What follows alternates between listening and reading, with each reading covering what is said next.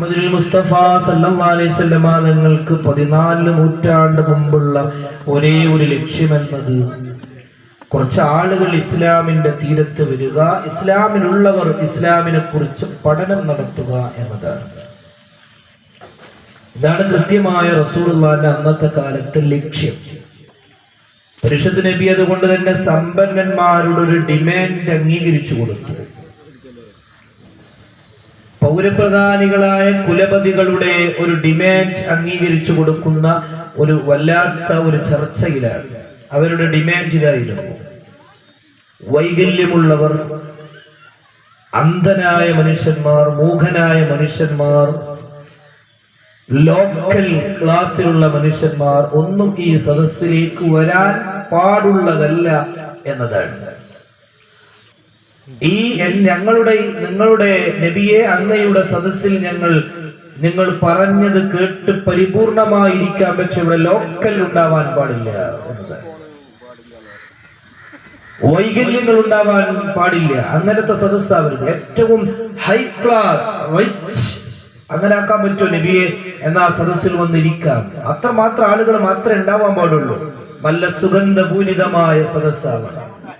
സഹാബാക്കളുടെ വയർപ്പിന്റെ ഗന്ധത്തെ കണ്ടറിഞ്ഞുകൊണ്ടാണ് ഈ പൗരപ്രധാനികൾ അങ്ങനെ നബിയോട് ആവശ്യപ്പെട്ടത് സല്ലല്ലാഹു അലൈഹി വസല്ലം. അല്ലാഹുവിന്റെ റസൂൽ ചിന്തിച്ചു, ഇവർ ദീനിലേക്ക് വരട്ടെ, ആദ്യം ഇവിടെ അടിയുറച്ച് നിൽക്കട്ടെ, എന്നതിന് ശേഷം എന്ത് ചെയ്യാം, ഇവരെ നല്ല രൂപത്തിൽ നമുക്ക് പറഞ്ഞു മനസ്സിലാക്കാം എന്ന സതുദ്ദേശത്തോടെയാവാം പരിശുദ്ധ റസൂൽ ആ ഡിമാൻഡ് അംഗീകരിക്കുന്നു.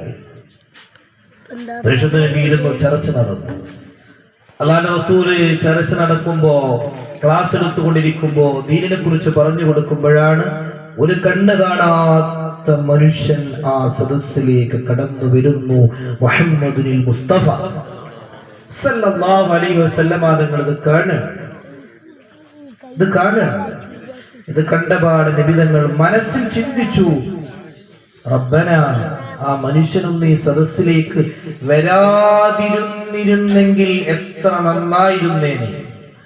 കാരണം ഈ സദസ്സിൽ അങ്ങനെ ഒരു ടീം ഉണ്ടാവരുത് എന്ന് ഡിമാൻഡ് വെച്ച പൗരപ്രധാനികൾക്ക് മുമ്പിൽ റസൂൽ ഇരിക്കുകയാണ്. അതുകൊണ്ട് തന്നെ ഈ ക്ലാസിന്റെ ഗുണം നഷ്ടപ്പെട്ടു പോകും എന്ന് മനസ്സിലാക്കി ആ വരുന്ന അന്ധനായ മനുഷ്യൻ വരാതിരുന്നെങ്കിൽ എന്ന് അല്ലാഹുവിന്റെ റസൂൽ ചിന്തിച്ചു എന്ന് മാത്രമല്ല, ആ മനുഷ്യൻ, കണ്ണിന് കാഴ്ചയില്ലാത്ത ആ മനുഷ്യൻ കടന്നു വന്നപ്പോ പരിശുദ്ധ ഹബീബ് തന്റെ മുഖത്തെ ചുളിച്ചു എന്ന് ഖുർആൻ പറയാണ്.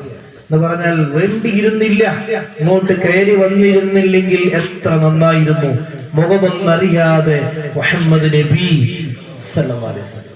അപ്പോഴാണ് ഖുർആൻ ഇങ്ങനെ ഇറങ്ങിയത്.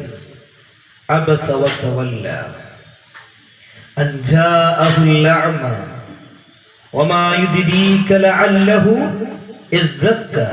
നബിയെ അങ്ങ് ചെയ്തത് എത്രത്തോളം മോശമാണെന്നറിയുമോ? നിങ്ങളുടെ അടുത്തേക്ക് വന്ന ആ സ്വഹാബി, അത് നിങ്ങളെ മാനിച്ച് ദീനിനെ പഠിച്ച് ദീനിന്റെ സദസ്സിലേക്ക് വന്നവരാണ്. മറ്റത് മുഴുവനും ആക്ഷേപ സ്വരത്തിൽ അങ്ങേക്ക് വന്നവരാണ്. അവർ വെറും സമ്പത്തിന്റെ മീതെ ജീവിച്ചവരാണ്. അതുകൊണ്ട് നബിയെ അബസ വതവല്ല അൻ ജാഅഹുൽ അഅമ. എന്ന് പറഞ്ഞാ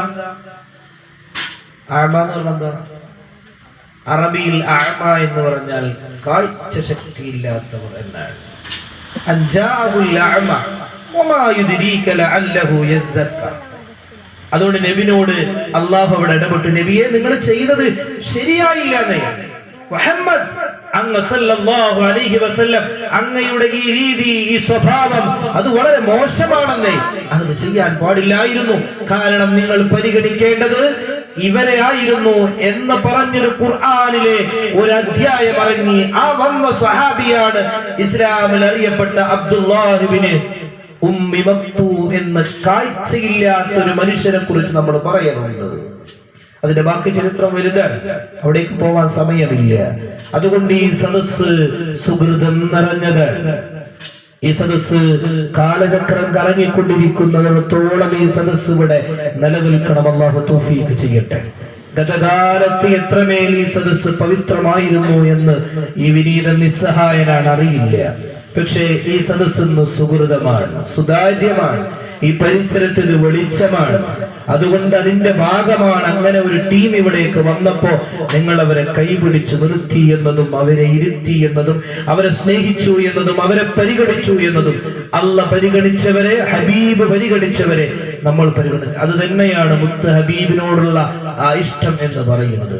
ഒരു കാര്യം കൂടി കൂട്ടിച്ചേർക്കുകയാണ് പ്രിയപ്പെട്ടവരെ, നമുക്കൊരുപാട് ലക്ഷ്യങ്ങളുണ്ടാകും, നമ്മുടെ പരിപാടികളിൽ ഒരുപാട് ലക്ഷ്യങ്ങളുണ്ടാകും. ഞാൻ തൊഴിലാളി എന്ന വാക്ക് പലപ്പോഴും പറയാൻ ആഗ്രഹിക്കാത്തവനാണ്. പക്ഷെ കഴിഞ്ഞ ഗോഡൌണിന്റെ ഇവിടെയും അറിയാതെ അങ്ങനെ വന്നുപോയി. പക്ഷെ അത് പറയുന്നത് കൊണ്ടായിരിക്കും ചിലപ്പോ എല്ലാവർക്കും മനസ്സിലാവുക എന്ന അർത്ഥത്തിൽ മാത്രം അങ്ങനെ പറയാൻ.